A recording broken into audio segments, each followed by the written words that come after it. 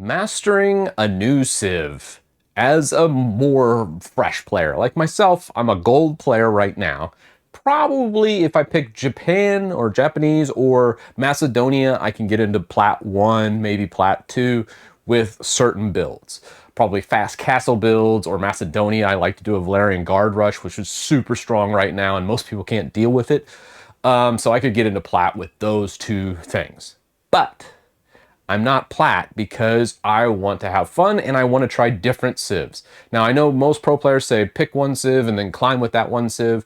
And I guess if you want to show off your ranked friends or go, look at me, I'm a diamond player or a conqueror player, yeah, they're right. But I want to have the most amount of fun with the game, and that means learning multiple civs. And I think in the end, I think almost every conch player has to have at least 4 or 5 civs pocket and at least have played every civilization and understand their strengths and weaknesses. So this video is about you being maybe a gold player, maybe a platinum player, but wanting to switch to another civ or pick up another civ. In the background here, yeah, it's me. This is me playing my first 5 games with House of Lancaster. Spoiler, I'll put a link down below to the live stream, but I lose every one. And this is normal because every time you learn a new civ, your elo is going to drop. Before you jump in, and even I did all these things that I'm about to tell you, and I still lost 5 games, so please just be prepared. You're just not going to be able to come out and stay in the same elo when you've never tried the civ before. House of Lancaster just interests me. I think it would be a fun play style, and I kind of had to make it my own, which I'll get into how I kind of transition to it in my next stream. I'll actually be winning some games on the ladder, which is exciting, with the new civ, nonetheless. But the big thing was, one, watch 2 or 3 videos from your favorite creator, Beastie, Valdemar, Demu, there's a bunch of them out there. And also get on like AoE4 World and look at how other people do their build orders, or AoE4guides.com. I'll link those below as well. And look up build orders and try and master one with the AI. I like the hardest AI. If you can't beat the hardest AI, you're never really gonna beat probably gold 3, gold 2. If you can't beat the hardest AI. Just to give you kind of some preference there, I prefer probably before jumping on the ladder, beating the hardest AI in about 20 minutes, I find is a good recipe to be able to push past gold 2, gold 3, and into platinum. Just to kind of give you an idea of what that entails and how efficient you should be with your eco and unit production. It also adjusts the hotkeys for each civ. Some civ have certain like new units and different things. You might want to add a hotkey just so you can cycle through those.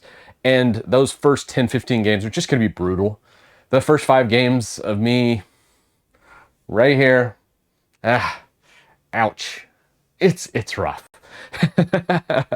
But I really, afterwards, I was like, okay, I need to focus on this or find a better build order that I like on the ladder. And I found one in the last 2 games I've played with House of Lancaster. I haven't casted them, but the ones I did, I was able to do it, and I made my own build order that suited my current play style, which I'm not great with micro, so I wanted more of a heavy, tankier thing like the Valerian Guard Rush with Macedonia, but with House of Lancaster, and they have some great options, so I ended up doing that.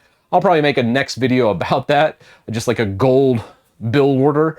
I'll call it probably a gold destroyer build order because I haven't lost with it yet.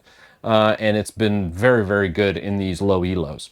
But after you get that, you should know it's going to take probably 3-4 weeks once you get those first 10-15 games under your belt and you're starting to win a few games before you really get comfortable and you get back to kind of like the old elo. And then I think probably around 2 or 3 months in, you should be passing up your old elo. Now that you have more game knowledge, you're able to do more civs and understand more civs too, because when you've played a civ, you really understand them forward and backwards. Now you could either switch to a different civ if you want to try something else, or hang out. Now you have an extra one to go through. So if you like burn out on the civ, you can just switch to your other pocket civ. Like I can go from Macedonia, Japanese, and now House of Lancaster, and having these 3 to switch between has just opened up a world of opportunity for me, and I think that's great. So I'm going to leave a link down below, aoe4world.christitis.com. Check out learning a new civ. I put a checklist and kind of what to expect as a low elo player. I think everyone should learn multiples before picking that one to try and really climb high. You want to have some other ones you could fall back on and still have fun playing the game when you do burn out doing that one build order with that one civ that you're playing and climbing with.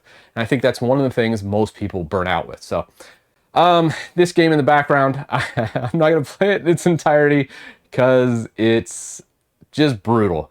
And I was having a lot of issues, but all my games, I do feed through summaries on the live stream playlist I'll put below, and I try and go back through every single one of them and kind of analyze, because I just love having those analytics. Hey, what did I do right? What did I do wrong? And then improve on the next game. That way I'm able to improve better. If you just spam games too, you're probably going to get better, but you'll get better faster when you review each game, fix what you've done wrong, but also don't get discouraged by just picking what's wrong. You also got to pick out what you did right. And very few games do I ever just completely screw up everything. There are still one or two, but anyways, hope this helps you out. The next video will be a build order. It's going to be a gold oriented build order that may work in upper leagues, but I don't have the elo for it. I just picked something I can get a greater than 50% win rate, and if I can do it, you can probably do it, because my APM is still below 100 now. It's raised a good bit now, 70 or 80 I think is what I'm hovering at, and it's increasing steadily. But I've got a pretty bad skill set when it comes to micro, and all my builders are going to be more noob friendly, meaning it's going to be like mass man-at-arms spam and that type of thing. So more cheesy builds, but they do work well in low leagues, and they don't require a bunch of micro, where I found like horses, I end up always mis-microing them, and then I lose all my horses, and then the game's over. So anyways, hope you enjoy this one. I'll see you in the next one.